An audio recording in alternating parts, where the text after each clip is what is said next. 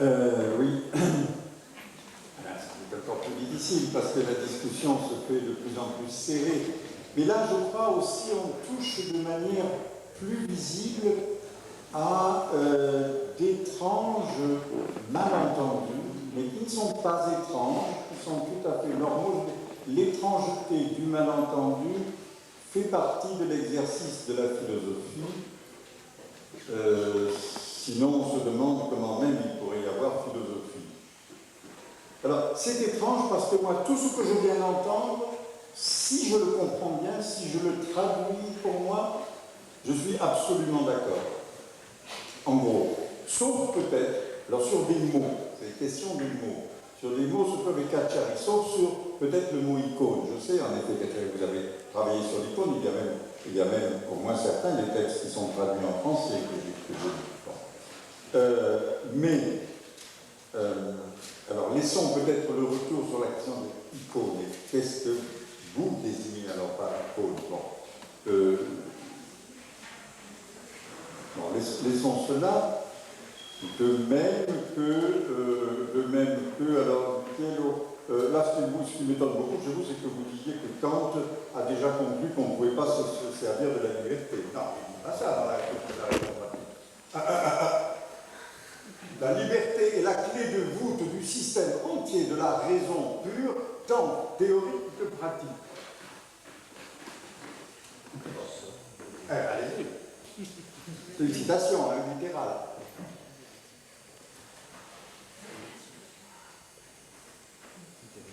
Quando Kant parla della libertà, nella critica della ragion pratica, Kant parla della libertà come essenza morale. Ciò che caratterizza la libertà, perché altrimenti si è schiavi dei sensi, si è subordinati alle passioni, cioè si rientra nel mondo fenomenico, ciò che caratterizza la libertà è l'imperativo morale. Agisce in modo tale.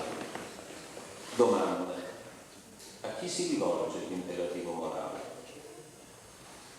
L'imperativo morale che dice agisci in modo che riguarda il futuro si rivolge a colui il quale può ascoltare l'imperativo morale, il comandamento.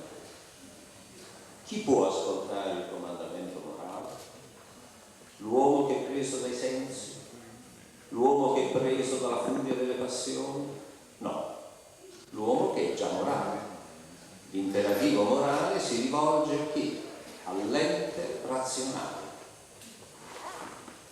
Quindi l'imperativo morale comanda, agisci in modo, eccetera, eccetera, a colui il quale, avendo ascoltato l'imperativo morale, è già in grado, o meglio, già agisce, eccetera, eccetera. Mi sembra che questa libertà, dunque, allora non siamo liberi di scegliere la morale, ovvero le passioni. Questo mi sembra che sia una prima determinazione su cui possiamo trovarci d'accordo. Possiamo imputare all'uomo morale la vittoria o la sconfitta rispetto alla forza delle passioni? No, per il semplice motivo che la libertà morale è soltanto uno degli attori sulla scena, sul teatro. Se perdo, se vinco, non dipende da me, dipende dalla forza di quella moralità che io non mi sono dato. Quindi in Kant vi è il senso forte, determinato della passività della ragione morale. Questo vi voglio dire. Et credo che questo oui, ça c'est autre chose que de dire que Kant a conclu qu'on ne pouvait pas se servir du mot de liberté. C'est tout ce que je voulais dire, moi. Ah oui, bon, d'accord. Non, qu'il y a chez Kant quelque chose qui, en effet, peut être tiré ensuite du côté de la passivité de Lévinas, que cette passivité est la passivité de la raison elle-même par rapport à elle-même. Je reprends entièrement le seul point, alors là, sur lequel je ne suis pas d'accord, et ça, je ne suis pas seulement avec vous, c'est un débat qui traverse tout le commentaire de Kant. Moi, je ne suis pas d'accord pour dissocier la liberté morale et la liberté qu'on appelle souvent cosmologique chez Kant. Il y a quand même, parce que Kant n'est pas comment dire, si déstructuré que d'avoir deux libertés. Ici, il y a des commentateurs qui tout le temps distinguent les deux. Moi, je chercherais plutôt à tirer Kant, alors cette fois dans la direction de Lévinas, mais via Heidegger, c'est-à-dire que la liberté morale kantienne, elle est ontologique. Quelle est cette ontologie? C'est l'ontologie justement de la passivité de la raison en tant qu'elle répond à un impératif enfin, de manière, je dirais, à la fois, comme vous le dites, qu'elle est capable d'entendre, bien sûr, puisque c'est le sien, puisqu'elle est raison, et qu'en même temps, elle ne peut pas entendre. C'est pour ça que peut-être, à ce point-là, on peut rejoindre ce qu'il y a de commun dans vos deux questions, en la réponse à un impératif qui n'est rien d'autre, remarquez-le, que l'impératif de faire un monde. Agir de manière à ce que la maxime de ton action puisse devenir une loi universelle de la nature. C'est faire un monde, moyennant en plus la réserve majeure qui est la typique de la deuxième critique, que la nature ne peut pas donner un chêne pour cette action. Mais seulement, comme dit Kant, un type, c'est-à-dire quelque chose d'analogique, donc ça n'est pas donné. Donc, on peut traduire la loi morale de Kant comme ça. Chaque fois que tu agis, fais un monde dont tu n'as aucun modèle. Sinon, l'analogie formelle abstraite de l'universalité d'une loi. Bon, je dirais simplement ensuite, bon, pour faire cela, il faut quand même faire des opérations. Là, je m'oppose un peu à votre manière par exemple, de remonter à Kant, et de dire est-ce qu'il n'y a pas déjà Lévinas? Et oui, bien sûr. Mais tout ce qu'on a dit tout à l'heure, sur quoi je prends, on est tous d'accord ici, que toute cette affaire, c'est l'affaire de la philosophie à travers toute l'histoire, il ne faut pas non plus que ça revienne à écraser l'histoire. Et dans l'histoire, qu'est-ce qui est important? Ce qui est important, c'est que chaque nouvelle formulation, qui peut être simplement une question de mots, pour Kant, le mot raison a un certain, j'allais dire résonne en français, le mot raison rend un certain son que nous n'entendons plus. Et nous, passivité, chez Lévinas, rend un son que Kant ne pouvait pas entendre. C'est pour Kant, passif, passion, c'est très vite près de ce qu'il appelle, lui, pathologique, etc. Alors, là, je crois qu'il faudrait... Tout à l'heure, j'ai dit, il n'y a rien de nouveau, je suis prêt à le manier, mais en même temps, je dirais, il y a aussi un déplacement dans les répétitions et dans le creusement de toute l'histoire de la philosophie, déplacement qui fait qu'un mot ou un autre, il y a aussi quelquefois une syntaxe ou une autre, parce que ça pourrait être la syntaxe du verbe être, par exemple. Pour revenir à la question de la copule, ça peut changer beaucoup de choses. C'est comme ça que la philosophie se fait. De ce point de vue-là, elle n'est pas très différente de ce point de vue-là de la littérature, c'est-à-dire d'un travail qui se fait vraiment avec les mots, avec le corps de la langue, avec la voix aussi. Bon, alors cela dit, j'essaierai de revenir, mais maintenant je suis d'accord avec tout le monde en a assez, alors on n'en peut plus. Du moins, vous n'en pouvez plus. Moi, je discuterai encore longtemps avec des interlocuteurs aussi enrichissants. Mais tous les deux, je crois, vous me reprochez ou vous craignez que je n'aboutisse à une forme de totalisation qui ne laisse, au fond, qui ne laisse aucune transcendance ou bien aucune soustraction à la totalité, si je vous ai bien entendu. Et même fût-ce sous la forme du réseau de la relation. Alors là, c'est là, j'en reviens à ça, c'est là qu'il y a un grand malentendu, mais qui est sûrement fécond. Certainement que pour des raisons aussi de langage, de mots, d'emploi des mots, de ce qu'on met en jeu quand on dit transcendance. Alors j'ai sans doute certaines tendances à parler d'une manière qui peut passer pour immanentiste. Si je dis le monde, rien que le monde. Mais si je dis le monde, rien que le monde, sans fondement, avec son non-fondement, et comme devant être, comme j'essayais de dire tout à l'heure, infondé, mais il n'y a aucun amène possible là. C'est au contraire, voilà l'endroit, un des endroits où la transcendance est absolument nécessaire. Alors par exemple, pour prendre la relation, alors là, bon, là évidemment, il y a des choses sans doute, je ne sais pas, qui ne sont pas là dans notre singulier pluriel, qui doivent... Bon, mais la relation, je dirais, elle est fondamentalement faite de l'impossibilité, alors comment est-ce qu'il faut le dire, de l'impossibilité de la relation du rapport. Bon, je vais essayer de le dire très vite, pas avec un thème dont je traiterai samedi. Le thème du rapport, le samedi, ce sera plus précisément le rapport sexuel. Il y a, vous savez, cette fameuse phrase de Lacan, il n'y a pas de rapport sexuel. Quand on analyse bien la phrase de Lacan, et aussi avec la sémantique qu'il veut donner au mot rapport, on constate que Lacan veut dire qu'il n'y a pas de conclusion, d'achèvement dans l'unité fantasmatique du rapport, c'est-à-dire pas de rapport au sens, c'est presque au sens de rapport judiciaire, médical, c'est comme si Lacan voulait dire l'acte sexuel, parce qu'il distingue de l'acte du rapport, l'acte sexuel ne peut pas donner lieu à un rapport, c'est-à-dire je ne peux pas écrire. Alors c'est vrai, je me rends compte maintenant, on peut même le dire de manière très grossière, pardonnez-moi, mais un peu comme dans les mauvais films et peut-être les mauvais romans, les gens couchent ensemble et puis après ils se disent c'était bien, bon. Ce qui est en effet peut-être l'idée du rapport, c'est-à-dire la conclusion. On peut donner le bilan de ça. Alors, de ce point de vue-là, je suis